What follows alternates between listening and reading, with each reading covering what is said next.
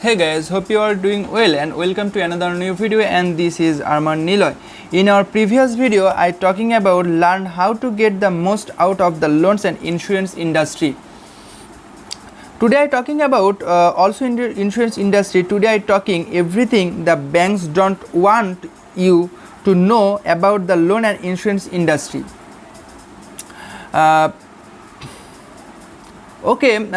I hope you guys enjoy the video. If you guys enjoy the video but you don't subscribe our YouTube channels yet, please play the subscribe our YouTube channels, get more video like this. Okay guys, let's start this video. First the number of point, credit unions may offer better rates on loans. It should be known the first of you. This answers credit unions are non-profits and tend to have lower overhead cost. Because of this, they are able to pass along the savings in the forms of lower interest rates on loans, mortgages, and even credit cards. Credit unions may also have lower account fees, although it always a good idea to compare multiple lenders when you are applying for a loan or mortgage. The number of 2 point, depositing a bounced check can cost you money. Depositing a check that is returned for insufficient funds can cause you quite a bit of headache as well as some unexpected fees. If you spent any of the deposit that was returned, you will probably have to pay back the amount you spent along with overdraft fees if your account becomes overdrawn. Some banks also charge you a return check fee for depositing a bad check, though there are ways to waive overdraft fees. And the third, you should keep the receipt for ATM transactions. Many people those do not receive a receipt from ATM transactions since they just end up as scrap paper or crumpled at the bottom of a bag. It is good practice to keep your ATM receipts as list until you have verified the transactions has been posted and is correct. We also know that what the banks do not want you know. When most people are ready to purchase a home, refinance or renew their mortgage, the first stop is usually their bank. It makes sense. Your bank is probably one of big six. You have been doing business with them for years. The number of 3, and it's easy.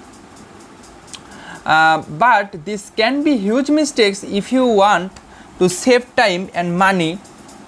That is, below are some reasons why you might want to consult a mortgage agent first.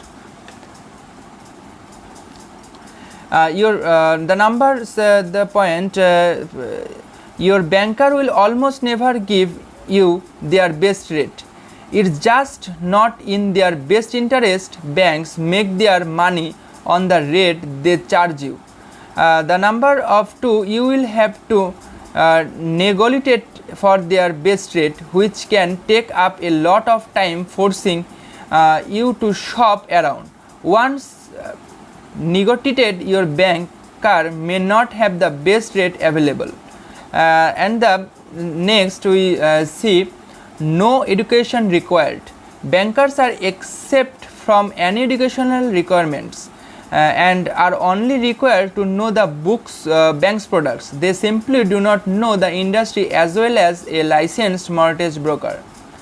And the next we know also a banker works for the bank. Your mortgage broker works for you.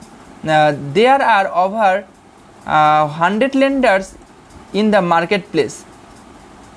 The banker works for one and has access to the set of products and policies, mortgage features, and etc. It is a very small box to fit yourself into. Your mortgage should quit you not the lender. Bankers are salaried employees and work in the best interest of the bank themselves and then you. Your limited mortgage company brokers are employed by you and legally obligated to operate in your best interests.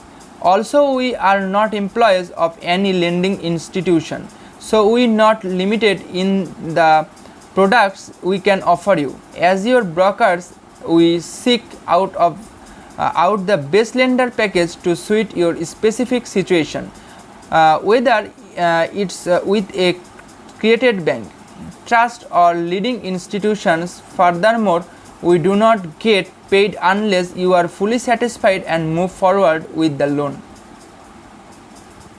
Then we next we also know some informations this topic. Guys, just wait, I researched this.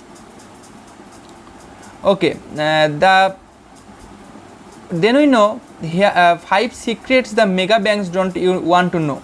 The number of 1, the money banks loans is not there or theirs. Banks loans multiples of their depositors' money. The money that banks lend is created out of thin air with virtually no reserves. The number of 2, traditional bank lending creates inflation. It's mean banks operate on fractional reserves leading. FRL allows banks to loan out $10 for every $1 on deposit when money is put into calculations with no reserves. This causes inflation. Diagram of how inflation is created by the Federal Reserve. The number of 3, banks make nearly as much on fees as they do on interest. This means, according to bankrate.com, and the FDIC banking and services fees have escalated. Check your recent statement for service, ATM and FDIC fees. The number of 4, banks are failing at an alarming rate. According to the FDIC, in 2012 there were 51 bank failures. Like most federal agencies, the FDIC is broke. And number of 5, last, banks own a lot of permanent life insurance called BOLI. The federal FDIC recommends that banks on BOLI, it's mean bank owned life insurance. All major banks on billions dollar in BOLI.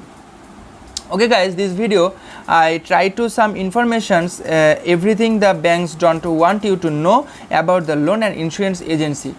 This video is helpful to you guys. Please like this video and comment these video sections and share your friends. And lastly guys, please subscribe our YouTube channel. Thank you.